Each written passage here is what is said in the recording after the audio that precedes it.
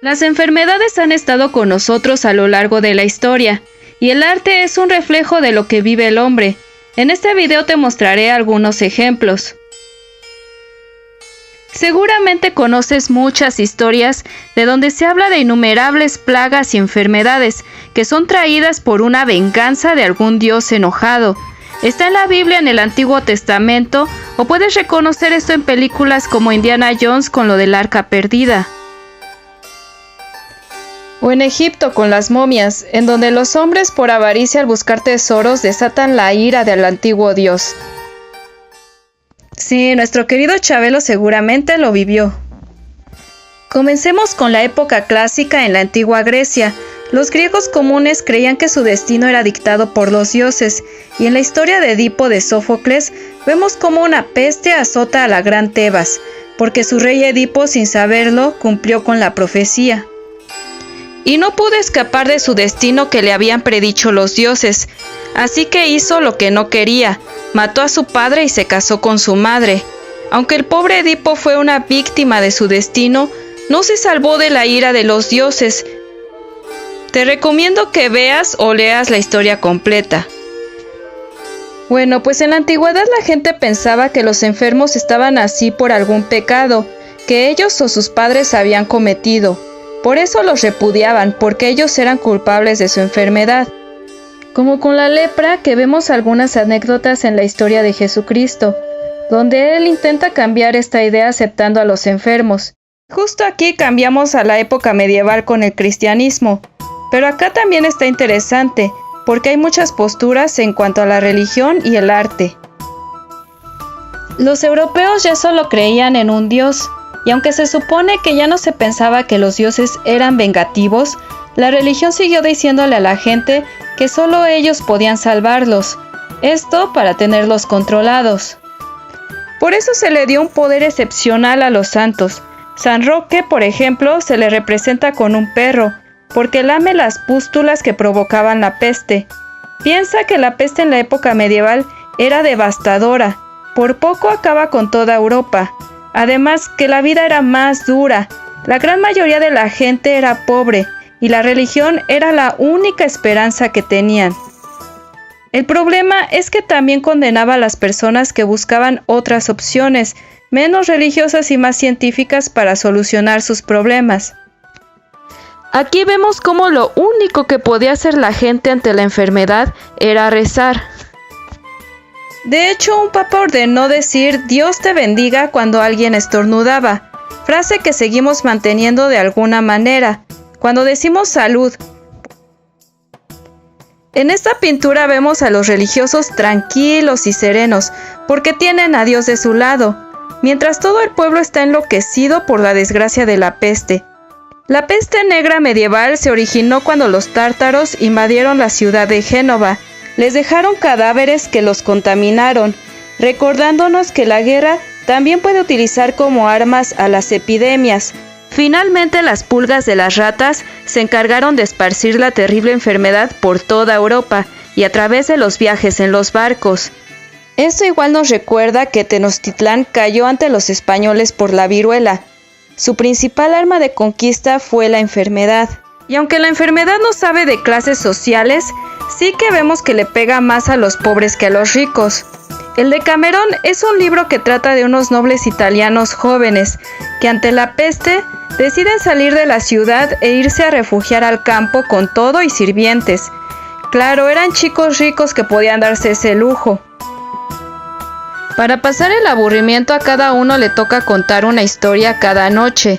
Son cuentos entretenidos para evadirse de su realidad, eróticos o críticos que incluso hablan de la hipocresía de la iglesia, mostrando que no todos los medievales eran tan religiosos. Más adelante hablaremos de esto.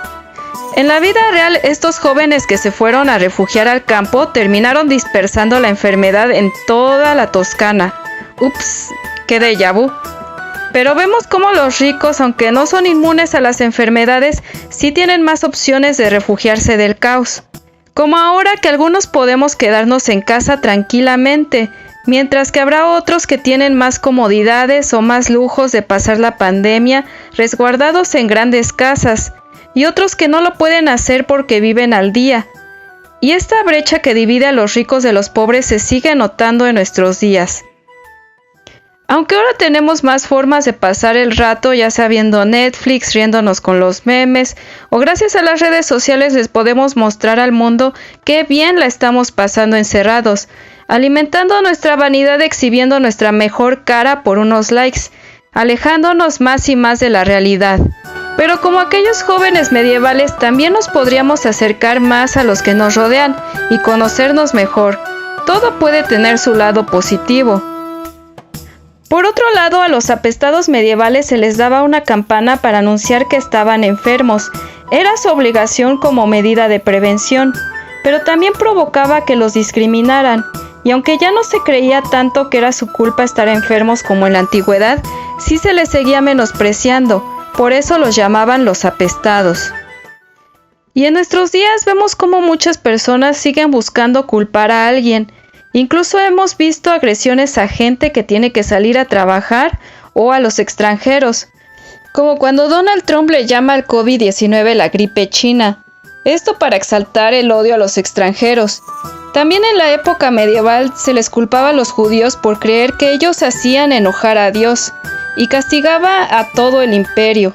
Siempre buscamos a quién culpar y eso es muy peligroso, porque puede generar una violencia injustificada. Bueno, no todo es odio. Por otro lado, también vemos a gente que intenta ayudar a los demás, como Santa Isabel en esta pintura de Murillo, y algunas órdenes de religiosos que sin lugar a dudas daban su vida por ayudar. No podemos poner a todas las personas en el mismo bando. Siempre han existido personas dispuestas a ayudar y otras que al contrario se aprovechan hasta de las situaciones más difíciles. Posterior a la época medieval, en el Renacimiento, Matías Grunewald pintó a un Cristo con heridas como la de los apestados, para que la gente se solidarizara más con los enfermos. Es una bella obra que intentaba hacer reflexionar a la gente que se siente más conmovida con una figura divina de hace siglos que con un enfermo que está sufriendo. También se hace arte para agradecer a Dios que se ha sobrevivido a una epidemia, como esta iglesia que es una joya en arquitectura y precio. En la época del Barroco, la Iglesia Católica sufrió la separación de la Iglesia Protestante, porque como te decía, no todos estaban a favor de las extravagancias del Papa. Aún así, la Iglesia Católica creó este estilo barroco todavía más extravagante y lujoso. Por este motivo se dieron muy buenas pinturas en esta época. En la grandiosa pintura de Bruegel el Viejo, vemos que él pensaba que las epidemias de alguna manera son un castigo divino, por todos los lujos de los reyes y los religiosos del alto clero. Vemos cómo la gente se estaba dando un festín despreocupados, cometiendo pecados capitales, pero la muerte llega de improviso por ellos. Sin importar su dinero o quiénes eran, todos sean llevados a un gran ataúd. Después del Barroco, en la época de la Ilustración, la Iglesia comenzó a perder realmente su poder, y lo vemos en esta pintura que hizo Antonin Gros para Napoleón, en donde retrató a su ejército abatido por una epidemia. Pero a Napoleón no le afecta, porque él toma el papel que antes tenían los santos. Él no tiene miedo ni se tapa la nariz como su oficial con un pañuelo. Esto ya no es una propaganda de la Iglesia, sino de un emperador para hacerlo ver más poderoso, porque obviamente ahora es Napoleón quien pagó el cuadro y no la Iglesia.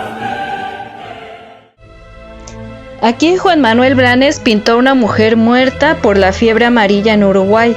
De nuevo, ya la religión no participa en la solución de la epidemia. Ahora lo hace el Estado que ha impuesto la Ilustración. Esos hombres en traje son el gobierno, que han llegado para auxiliar a la pobre mujer. Donde vemos de nuevo la escena de una madre muerta mientras su hijo queda desolado. Una figura simbólica que hemos visto a lo largo de muchos siglos en distintas pinturas. Al ver a un pobre niño aferrado al cadáver de su madre, ¿cómo no conmoverse? Después de la Ilustración llegó la época del Romanticismo. Como la religión y el Estado fallaron en solucionar problemas como estos, El arte del romanticismo es bastante deprimente. Ya la realidad es retratada por los artistas con más crudeza y sin tanta pose o símbolos, ya sean políticos o religiosos. Aquí Daumier pinta a un hombre muerto en la calle por el cólera, tal y como es. Goya también pinta un hospital horrible, donde se ve cómo unas personas intentan asistir a los enfermos que tienen pocas probabilidades de sobrevivir.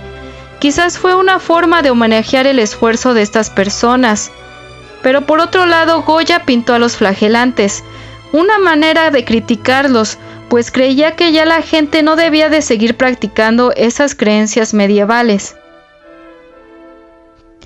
Igual nosotros conocemos en México la famosa representación de la Pasión de Cristo en Iztapalapa, que surgió también como un agradecimiento después de sobrevivir a una epidemia de cólera en 1833. Y en el 2020, con todo y la restricción por el COVID-19, la gente no se atrevió a dejar pasar esta costumbre, ya sea por temor o por tradición. Algunas ideas no han cambiado mucho desde la época medieval.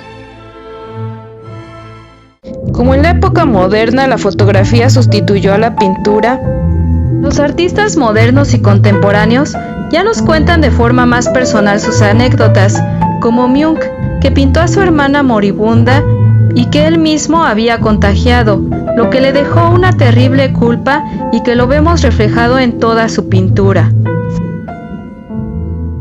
Así, el arte nos puede servir para liberarnos de la tristeza y el miedo que nos producen situaciones como estas y comprendernos un poco más, porque aunque tengamos más tecnología, la medicina esté más desarrollada y las epidemias o las pandemias ya no se viven como antes, seguimos siendo seres humanos que sienten igual que lo hicieron sus antepasados.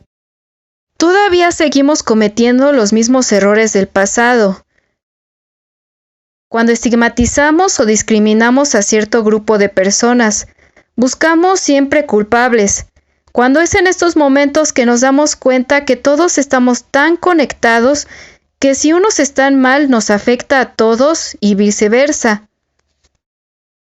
Tal vez podríamos conseguir algo bueno de todo esto. Quizás deberíamos buscar mejores condiciones de vida para todos, en la salud o en lo laboral, sin importar la posición social, porque no podemos apartarnos unos de otros totalmente. Todos formamos parte de este momento. Y no importa cuántos siglos pasen, la vida seguirá siendo tan frágil y por eso vale tanto la pena cuidarla. Los dioses de los griegos envidiaban eso de los hombres, su muerte. El saber que nuestra vida tiene una fecha de caducidad hace que valoremos más cada instante. Y por eso de todo podemos sacar algo bueno, así como el arte ha encontrado belleza incluso en lo más caótico.